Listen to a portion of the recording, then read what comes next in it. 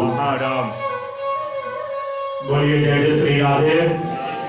हमारा मन कथा श्रवण करने योग्य हो जाए।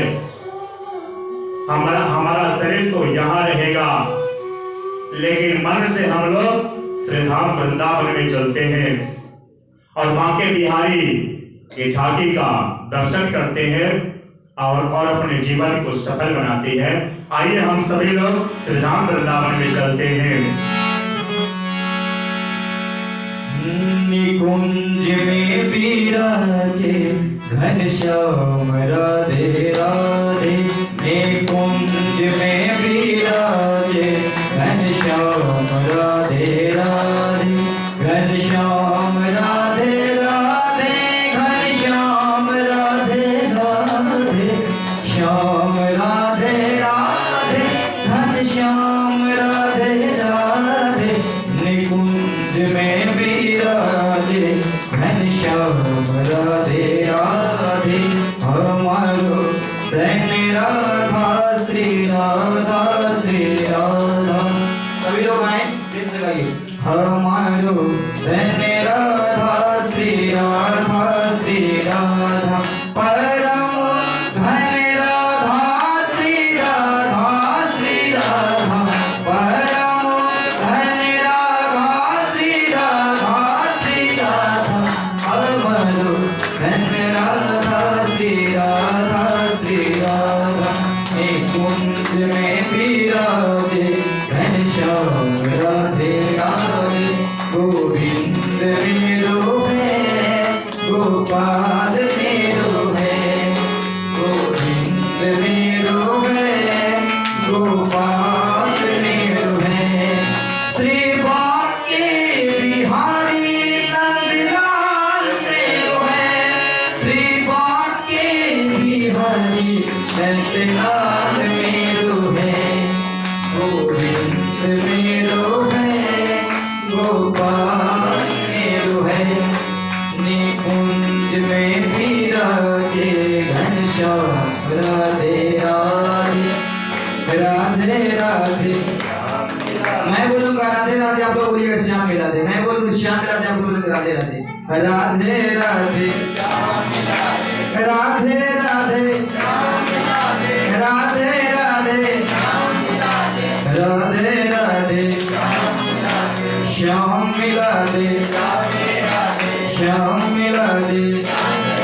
निकुंज में विराजे घनश्याम राधे राधे।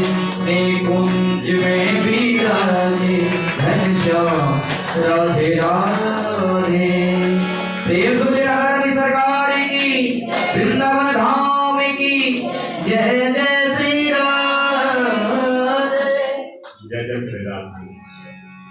व्यास जी, हमें आज ऐसा महसूस हो रहा है कि सारी गोपियां वृंदावन की यहीं पे आ चुकी हैं। कितना सुंदर स्वरूप लग रहा है आप लोगों का। और ये सत्य मानिए, आपके अंदर समस्त देवी देवतागण विराजमान हो गए हैं। गोपियों को आप साधारण मत समझिए।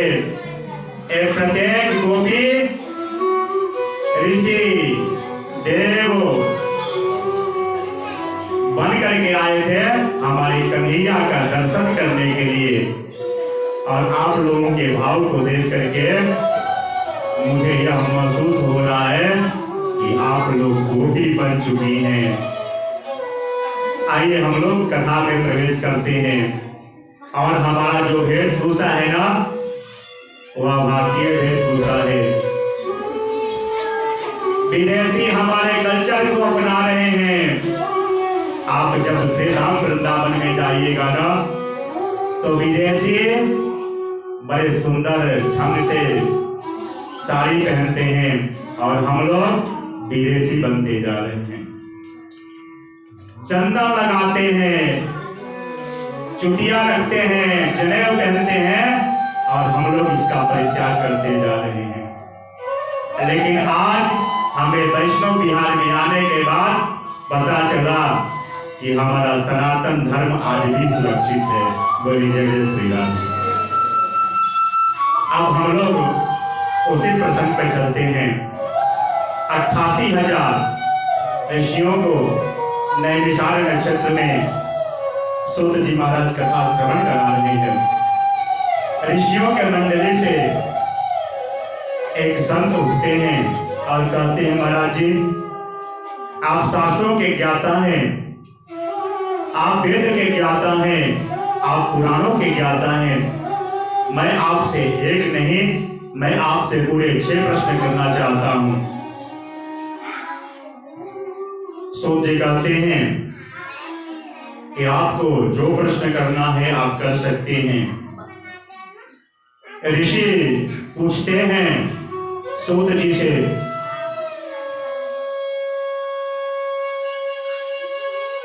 ऋषि कहते हैं सूत जी महाराज हमारा प्रथम प्रश्न है, मानव के लिए परम धर्म क्या है?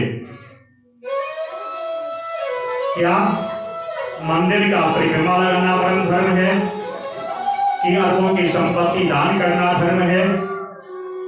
मानव के लिए परम धर्म क्या है? दूसरा, जब हम मंदिर में जाते हैं तो हम किसको श्रेष्ठ माने? एक मंदिर में दुर्गा जी की भी प्रतिमा मिल जाएगी, काली जी की भी मिल जाएगी, बटुक बाबा की भी मिल जाएगी, भोले बाबा की भी मिल जाएगी, भगवान विष्णु का भी मिल जाएगा, आपको लक्ष्मी जी का भी मिल जाएगा, जो कलयुग के साक्षात देवता हनुमान जी हैं उनका भी मूर्ति आपको मिल जाएगा। ऐसे तो मन में विकृति हो जाता है, हम किसको श्रेष्ठ माने? आज जहां देखिए वहीं पे लोग मंदिर बना देते हैं। पहले राजा महाराजा मंदिर बनवाया करते थे और मंदिर के लिए व्यवस्था किया करते थे। बहुत सारा भूमि होता था, एक ट्रस्ट बनता था और ट्रस्ट में धन रखा जाता था। राजा कि अगर अभाव है, कोई चलाने में असमर्थ है मंदिर को, तो उस भूमि के माध्यम से पुजारी अपना जीविका यापन करते थे और नित्य प्रतिदिन राजभोग हुआ करता था। लेकिन आज जिसको देखिए वही मंदिर बनवा देता है। ऐसे दोष लगता है। हम किसको श्रेष्ठ माने? हमारा तीसरा प्रश्न है, वेद में भगवान का नाम अजन्मा है। अगर भगवान का नाम अजन्मा है, इस बात को हम सत्य माने, तो वह प्रभु अजन्मा देवकी के पुत्र कृष्ण कैसे बने? दशरथ के पुत्र राम कैसे बने? यह हमारा तीसरा प्रश्न है। चौथा प्रश्न, भगवान के कितने अवतार हैं? कोई कहता है कि हरि अनंत, हरि कथा अनंता। कोई कहता है भगवान के 1 अवतार हैं, कोई कहता है भगवान के 2 अवतार हैं, कोई कहता है भगवान के 10 अवतार हैं, कोई कहता है भगवान के 24 अवतार हैं। परिप्रेक्ष रूप से भगवान के कितने अवतार हैं? कृपा करके हम लोगों को बताने की कृपा करें। 5वां प्रश्न है कि वक्ता वह श्रेष्ठ होता है जो बड़ी सी बात को छोटी बना करके बोले ताकि सबके समझ में आए। अगर हम समुद्र में से पानी भरना शुरू कर देंगे तो हम कितना पानी निकाल पाएंगे समुद्र से? तो वेद वेदांत का जो रसमय सार है, कृपा करके उसे आप हमें हम लोगों को समझाइए। 6ठा प्रश्न है, भगवान जब अवतार लेते हैं तो भगवान गीता में स्वयं कहते हैं कि धर्म संस्थापनार्थाय संभवामि युगे युगे। अगर हम भगवान के इस बात को सत्य मानते हैं तो भगवान लीला संपन्न करने के बाद जब अपने धाम में चले गए तो धर्म किसके शरण में गया? ये हम लोगों का 6 प्रकार के प्रश्न है। ऋषियों के प्रश्न को सुन करके सूत जी गदगद हो गए। हम लोगों से भी कोई प्रश्न करता है तो अगर समाज का कल्याण के लिए प्रश्न करता है जिज्ञासा से अगर प्रश्न करता है, जानने की इच्छा से अगर प्रश्न करता है तो अच्छा लगता है, लेकिन अगर कोई कुतर्क करता है तो बुरा लगता है महाराज। ऋषियों का जो प्रश्न है ना, समाज के कल्याण के लिए है, जन जन के कल्याण के लिए है। इसलिए सूत जी ऋषियों के प्रश्न को सुन करके प्रसन्न हो गए। सूत जी कहते हैं कि हे ऋषिवर, आप लोगों का जो प्रश्न है ना, समाज के कल्याण के लिए है। इसलिए मैं आप लोगों के प्रश्न देने से पहले परम आदरणीय श्री सूत जी महाराज का मैं ध्यान करना चाहता हूं, और आप लोग भी ध्यान कीजिए। 88,000 ऋषियों को निवेश क्षेत्र में सूत जी सुखदेव जी का ध्यान कराते हैं, और हम यहाँ पे वैष्णो विहार कॉलोनी में आप लोगों को सुखदेव जी का ध्यान कराते हैं। आप लोग प्रेम से आंख बंद करके सुखदेव जी का ध्यान करें। यम प्रव्रजन्तमनुपेतमपेतकृत्यं द्वैपायनो विरह कातरः जुहाव पुत्रेति तन्मयतया तरवोऽभ्यनुभिनेदुस्त तं सर्वभूतहृदयं मुनिमानतोऽस्मि। ऐसे वितरागी संत सुखदेव जी महाराज जो जन्म लेते ही सीधे वन के तरफ प्रस्थान कर गए, और व्यास जी पुत्र विरह में, पुत्र ठहरो, पुत्र रुक जाओ, पुत्र रुक जाओ, पुत्र तुम ऐसे कैसे जा सकते हो मुझे छोड़ करके।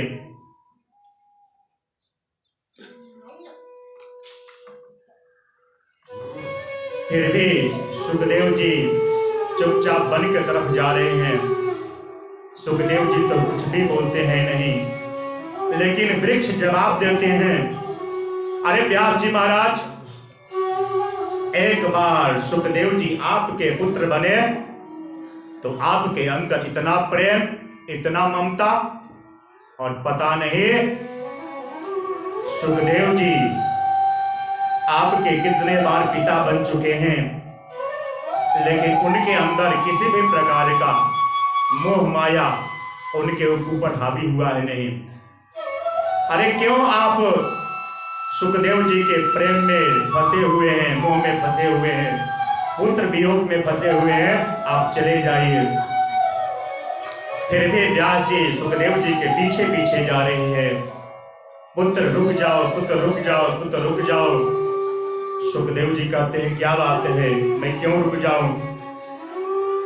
व्यास जी कहते हैं, अरे पुत्र का एक कर्तव्य होता है, पुत्र का कर्तव्य होता है कि पिता का अंतिम संस्कार करे, मुखाग्नि दे। पुत्र के द्वारा ही पिता को सदगति प्राप्त होता है। सुखदेव जी कहते हैं, अरे अगर पुत्र से ही पिता को सदगति मिलनी होती तो ये कुत्ते, चींटी, चूहे, बिल्ली, इनके कई सारे बच्चे होते हैं, सबसे पहले इन्हीं को सदगति मिल जाती।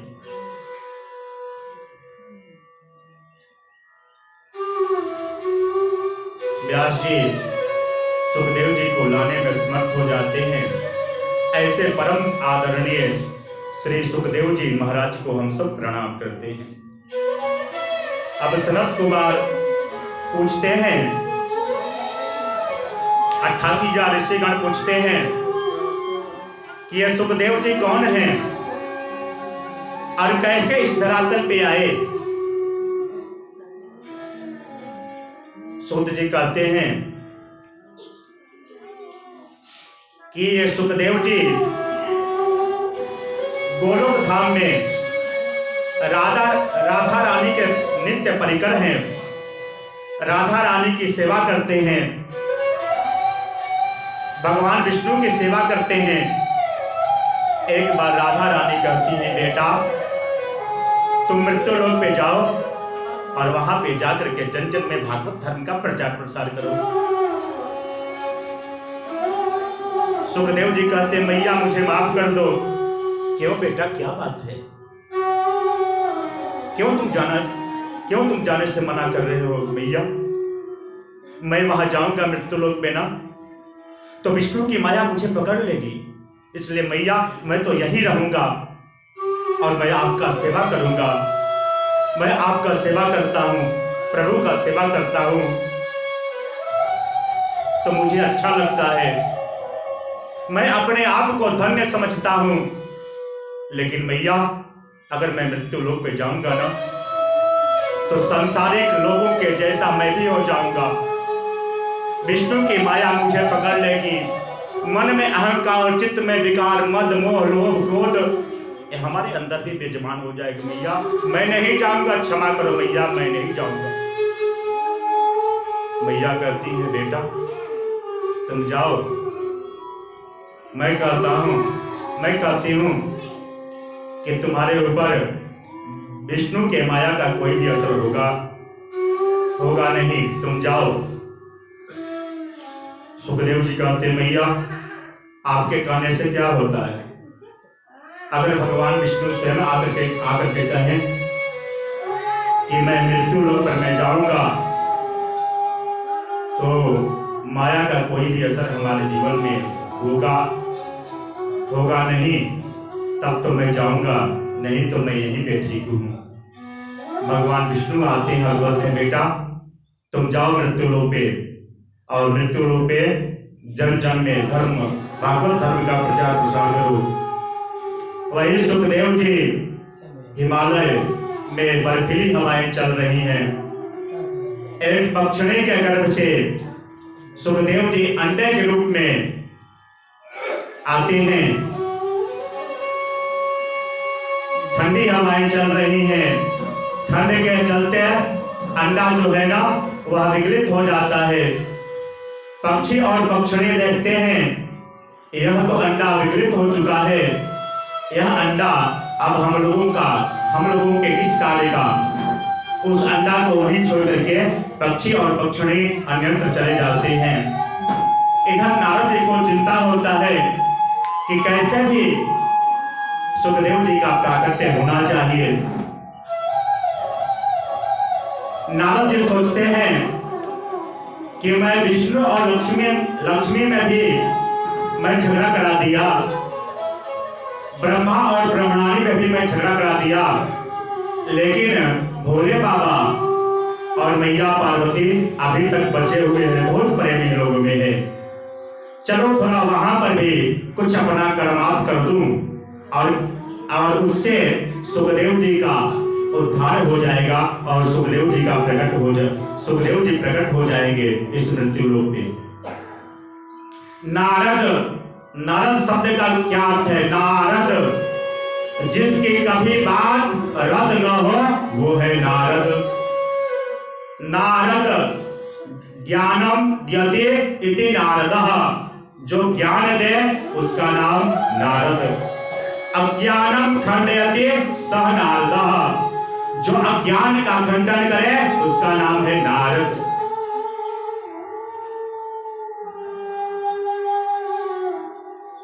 अब नारद जी कैलाश पे पहुंचते हैं और देवाधिदेव महादेव समाधिस्थ हैं।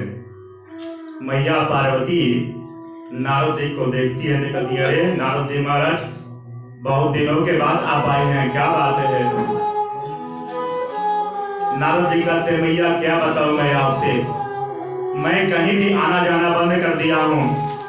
क्यों नारद जी महाराज क्या बात है, क्यों आप आना जाना बंद कर दिए हैं? मैया मैं क्या बताऊं, या जो संसारिक जो लोग हैं ना, संसारिक की हम क्या बात करें, देवता लोग भी स्वार्थ से ही प्रेम करते हैं, इसलिए मैं अब आना जाना कहीं भी मैं बंद कर दिया हूं। सूर्य नर मुनि सबकी यह रीति और स्वार्थ लागी करी सब प्रीति। मैया संसार के लोग जो है ना स्वार्थ से प्रेम करते हैं, इसलिए मैं कहीं भी आना जाना बंद कर दिया हूँ। अब मैया कहती है अरे नारद जी महाराज अब मैं क्या बताऊं आपको, मेरे पति देव जी है ना भोले बाबा मुझसे इतना प्रेम करते हैं कि क्या बताएं आपको। शास्त्र में ऐसा बतलाया गया है कि गोपनीय गोपनीय गोपनीय प्रयत्नतः, गुरु मंत्र जो होता है ना अति गोपनीय गुरु मंत्र को अति गोपनीय रखना चाहिए। लेकिन मेरे प्रभु मुझसे इतना प्रेम करते हैं, इतना प्रेम करते हैं, इतना प्रेम करते हैं कि उनको जो गुरु मंत्र मिला है ना वो भी हमसे बता दिए हैं। समाधि में जब बैठते हैं ना तो समाधि में जिसका भी दर्शन होता है और दर्शन जब उनका समाधि जब खुलता है तब हमसे बताते हैं कि आज मैंने राम का दर्शन किया, आज मैंने कृष्ण का दर्शन किया। इतना हमसे प्रेम करते हैं भोले बाबा। अच्छा भैया, इतना आपसे प्रेम करते हैं? हाँ नारद जी महाराज, मेरे जो प्रभु है ना भोले बाबा बहुत हमसे प्रेम करते। अच्छा, इतना प्रेम करते होंगे तो ये बात अवश्य बताए होंगे कि प्रभु के जो गले में मुंडों के माला है उसमें किसके किसके मुंड लगे हुए हैं ये तो अवश्य ही बताए होंगे। मैया चुप हो जाती है। मैया कहती अरे नहीं, सब बात तुमसे बताए हैं, लेकिन प्रभु के जो गले में जो मुंडों के जो माला है उसमें किसके किसके मुंड लगे हुए हैं ये तो कभी चर्चा ही हमसे किए हैं नहीं। तो नारद जी कहते हैं क्या? नारद जी कहते हैं क्या खास प्रेम आपसे करते हैं? आप उस में से श्री भोले बाबा का प्रशंसा ही प्रशंसा कर रही हैं।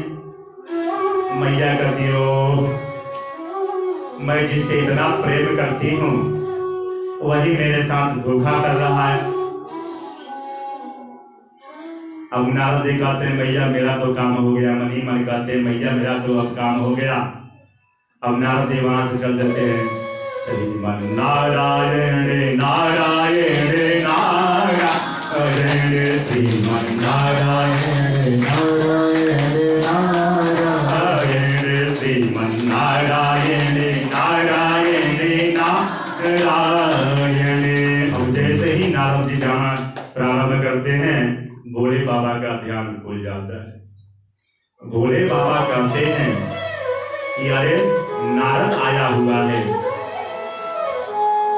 कोई ना कोई बात अवश्य है। इधर मैया पार्वती अपना मुंह फुला लेती हैं। माताएं जब अपने पति से गुस्साती हैं ना बड़ा सुंदर लगती है, हमारा चेहरा देखने योग्य हो जाता है। और बड़े बड़े महंगे महंगे पाउडर क्रीम वो सब फेल हो जाता है माताएं जब अपने पति से गुस्साती हैं। तो पड़ोसी से झगड़ा करती हैं तो थोड़ा सा चेहरा विगलित हो जाता है, लेकिन जब पति से झगड़ा करती है ना तो चेहरा खूबसूरत हो जाता है। और प्रत्येक पति का परम दायित्व है कि अगर पत्नी आपसे गुस्सा जाए महाराज ना तो खूब प्रेम से मनाइए, मनोहार करके मनाइए। आप सिर्फ इतना कर देंगे ना यानी क्यों चिंता करती हो, कल चलो सुनार के दुकान पे खूब सुंदर तुम्हारे लिए मैं हार बनवा दूंगा। आप देखिए महाराज कितना प्रसन्न हो जाएगी। बोलो जय जय श्री राम। माताओं को सबसे अधिक प्रेम गाने से ही होता है और होना भी चाहिए। आभूषण ही श्रृंगार है माताओं का। इधर मैया भोले बाबा से गुस्सा में है, मुंह फुला हुआ है। भोले बाबा का ध्यान टूटता है और प्रतिदिन मैया एक गिलास पानी लेकर के मीठा लेकर पहुंचती है पानी पीने के लिए। प्रभु आपको भूख लग गया होगा, लेकिन आज भोले बाबा को कुछ भी नहीं मिलता है। बोलो जय जय श्री राधे। भोले बाबा कहते हैं क्या बात है? अरे देवी आज क्या बात है, क्यों आप इतना गुस्सा में हैं? मैया कहती है अरे आप तो छलिया हैं, आप तो कपटी हैं। भोले बाबा की आंखों में आंसू आ जाता है। अगर सत्य बात हो तो एक बार व्यक्ति बर्दाश्त कर सकता है, लेकिन असत्य बात हो तो व्यक्ति रोने लगता है। भोले बाबा कहते हैं देवी मैं तुमसे कितना प्रेम करता हूं और तुम मुझे छलिया बोल रही हो, क्या बात है? मैं अपने जीवन के प्रत्येक कहानी मैं तुमसे सुना दिया हूं, तुम मेरे बारे में सब कुछ जानती हो, फिर भी तुम मुझे छलिया बोल रही हो, कपटी बोल रही हो, क्या बात है? अच्छा ये बताइए, आपके गले में जो मुंडों के जो माला है, उस माला में किसके किसके मुंड लगे हुए हैं, आप हमसे भी बताए हैं? भोले बाबा की आंखों में पुनः आंसू आ जाता है। भोले बाबा कहते, देवी ऐसे तो तुम जगदम्बा हो, परम्बा हो, राजराजेश्वरी हो, त्रिपुर सुंदरी हो, गायत्री हो, जगदम्बा हो, काली हो, महाकाली हो, दुर्गा हो, सरस्वती हो, अरे सब कुछ तो तुम ही हो। लेकिन लीला सिद्ध करने के लिए समय समय पे तुम्हें अपने शरीर में परिवर्तन करना पड़ता है। तुम्हारा याद हमारे जीवन में सदैव बना रहे, इसलिए तुम्हारे मुंडों को गाड़ करके मैं माला में मैं पिरो लेता हूं। मैया रोने लगती, कहती, अरे आप कौन सी दवा खाए हैं कि आप जब से यह